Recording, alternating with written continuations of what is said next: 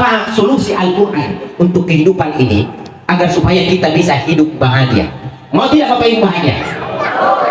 Kenapa orang mencalonkan diri jadi calon legislatif? Karena apa? Karena ingin bahagia. Kenapa orang daftar PNS? Karena ingin bahagia. Semua pekerjaan dikejar oleh setiap manusia itu pasti ujung-ujungnya adalah kebahagiaan. Tetapi banyak orang yang sudah memperoleh itu ternyata tak kunjung menemukan kebahagiaan itu. Orang Barat itu keliling-keliling di Indonesia Bapak Ibu. Apa sih yang mereka cari di Indonesia? Negeri mereka itu adalah negeri yang tidak kenal siang ataupun malam. Mereka bisa jalan-jalan biarpun malam hari. Malam juga kayak siang. Kita malah bercita-cita ingin jalan-jalan ke negerinya, betapa indahnya negeri mereka. Tetapi ternyata mereka kalau datang ke Indonesia, bukannya naik mobil keliling-keliling, malah naik sepeda, cuma jalan kaki itu turis-turis. Ketika ditanya itu Bapak Ibu, apa yang Anda cari sebenarnya? Apa katanya? Kami ini mencari kebahagiaan. Apakah kebahagiaan tidak ada di negeri mereka? Ketahuilah kebahagiaan itu tidak terletak dari banyaknya harta. Kebahagiaan itu tidak terletak dari bagusnya pangkat jabatan seseorang, tetapi ala bizikrillah tatmainnul qulub. Ketika hati kita sudah ketika kita ini banyak mengingat Allah, sehingga akan mendatangkan ketenangan di dalam hati kita. Ya, dan nanti Ibu silakan bertanya nanti kalau ada yang ingin ditanyakan. Hadirin yang dimuliakan Allah, apa sih solusi bahagia yang ditawarkan oleh agama ini? Yang pertama, ya, kata Allah, wa qul tastakbiru rabbakum innahu kana ghaffara yursilis samaa 'alaikum midrara wa yumdidukum bi amwalin wa banin. Ini Bapak Ibu yang kandungan ayat ini semua yang perkara yang kadang membuat orang galau sehingga tidak bisa bahagia. Apa itu? Sedikit harta. Itu kan kadang membuat kita galau. Maka kalau mau bahagia tentu kita minta banyak harta. Yang membuat kita galau kalau ada orang sudah lama menikah tidak punya keturunan. Maka tentu kita selalu meminta keturunan. Yang membuat orang galau kalau ada orang sakit tak kunjung sembuh-sembuh. Ini kegalauan. Tetapi apa tawaran Al-Quran? Wa qul tastaghfiru rabbakum. Kuncinya adalah banyak-banyak beristighfar kepada Allah. Kenapa banyak masalah dalam hidup ini? Karena kita malas istighfar. Betul tidak Bapak Ibu? Apa kata Nabi? Inni istaghfartu rabbi aqalla min mi'ati marrah. Saya itu beristighfar kepada Allah itu tidak kurang dari 100 kali. Nabi kita, pada orang maksum. Nabi itu orang dijaga dari kesalahan.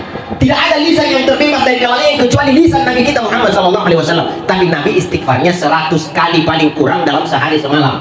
Coba ibu-ibu berapa kali ibu istighfar dalam sehari semalam? Berapa kali? Ada 100 kali. Apa yang membuat kita malas beristighfar?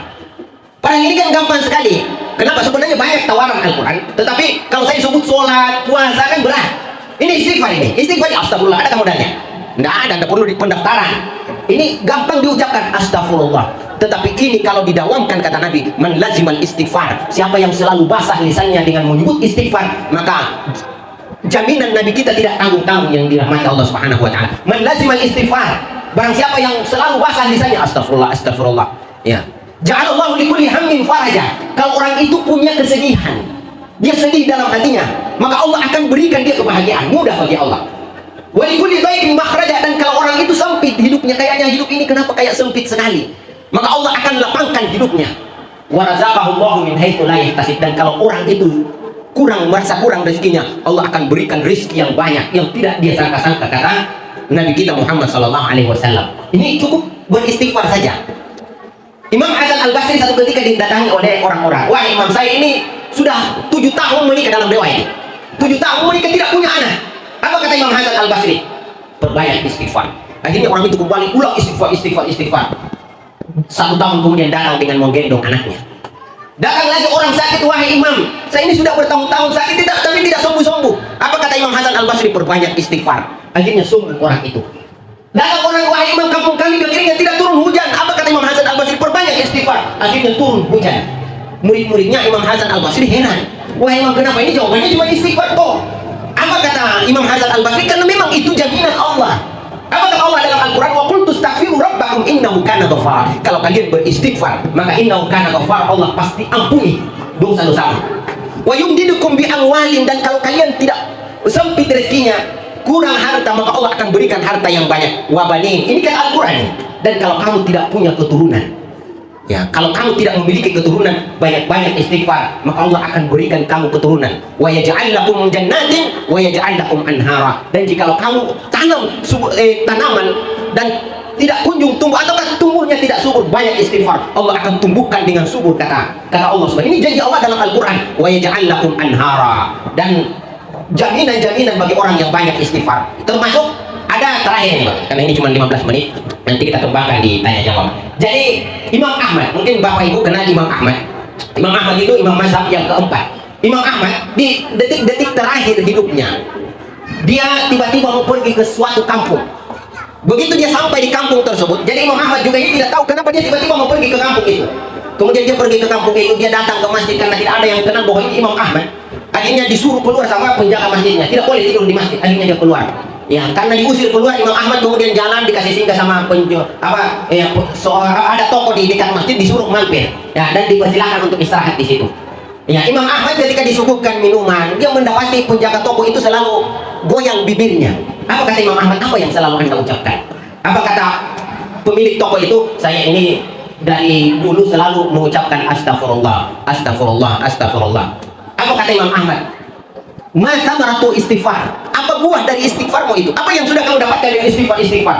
Karena orang ini nanti bicara sama orang baru berhenti istighfar. Begitu lewat lagi, astagfirullah, astagfirullah. Kata Imam Ahmad, apa yang sudah kamu dapatkan dari istighfar itu? Apa kata orang itu? Ya, karena dia belum kenal bahwa ini Imam Ahmad. Apa katanya? Wahai Syekh, saya ini, ya, semua keinginan saya dengan buah istighfar saya, semua keinginan saya Allah telah kabulkan. Saya ingin harta Allah berikan, saya ingin keturunan Allah berikan, tetapi satu yang belum Allah berikan, kabulkan permohonan saya. Apa itu kata Imam Ahmad? Imam Ahmad bertanya, apa yang belum kamu dapat dalam hidupmu? Beda dengan kita ini dari banyak permohonan kita belum ada yang dikabulkan. Ini orang semua keinginannya dikabulkan oleh Allah kecuali satu. Imam Ahmad penasaran, apa sih keinginanmu yang belum dikabulkan oleh orang? Apa katanya? Saya punya keinginan, ya Allah, sebelum saya wafat pertemukan saya dengan Imam Ahmad. Ya, maka Imam Ahmad senyum. Apa katanya? Saya baru sadar, saya baru tahu kenapa saya tiba-tiba mau datang ke kampung ini. Ketahuilah saya ada di kampung ini itu karena permohonanmu. Jadi cuma satu permohonan yang belum terkabul, apa itu? Ingin berjumpa dengan Imam Ahmad. Dan Imam Ahmad berangkat dari rumahnya mau ke suatu kampung, tiba-tiba dia juga tidak tahu kenapa dia mau tiba-tiba mau ke kampung itu. Ternyata di situ ada orang yang ingin berjumpa dengannya. Ya, maka kenapa kita malas beristighfar? Jadi kita ini sebenarnya dalam agama sulus ini mudah sekali istighfar, astagfirullah, astagfirullah. Hanya saja kenapa kita tidak beristighfar? Karena malas. Terakhir nih Bapak Ibu, saya mau ajarkan doa untuk Bapak Ibu ini. Mau tidak saya ajarkan doa supaya tidak malas? Saya yakin yang tidak ke masjid kalau azan masjid maghrib, kalau tidak ke masjid itu yang pasti dia pergi ke masjid kalau dia tahu doanya. Doanya mudah sekali. Ya, nanti saya ikut saja Bapak Ibu dengan bacaan saya. Bismillahirrahmanirrahim. Allahumma, paksain. Jadi kunci malas itu dipaksa Bapak Ibu. Ada ke orang dikatakan ini malasnya, orang ini pergi malasnya sholat, mungkin salat ke masjid sholat, tidak mungkin kan? Jadi kalau ibu meskipun di dalam hati malas, tapi tetap paksa ke masjid, orang tidak akan mengatakan ini malas sekali ke masjid. Tidak mungkin, pasti rajinnya, padahal dia paksa saja itu. Jadi kunci malas itu dipaksa Bapak Ibu. Awalnya dipaksa diri kita, lama-lama nanti akan terbiasa. Inilah kurikulum pesantren. Anak-anak itu dimasukkan ke pesantren rata-rata itu malas semua sholat, tapi dipaksa. Maghrib yang tidak sholat dihukum, isya yang tidak sholat dihukum, maka mereka terpaksa. Lama-lama akan terbiasa sholat. Pulang ke rumah meskipun tidak disuruh, dia tetap akan sholat. Maka kunci kemalasan itu adalah Allahumma paksain, paksa saja Bapak. Ya, goreng pisang, astagfirullah, astagfirullah, astagfirullah. Ya, cuci baju, astagfirullah, astagfirullah, astagfirullah.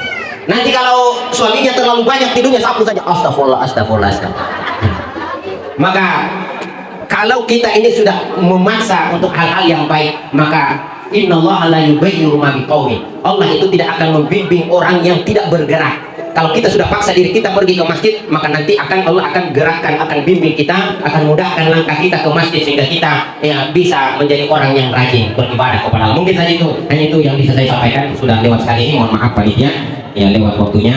Kalau ada yang bertanya, insya Allah nanti ya kita berikan kesempatan, ya tergantung waktu yang disiapkan oleh panitia. Allahumma wassalamualaikum warahmatullahi wabarakatuh.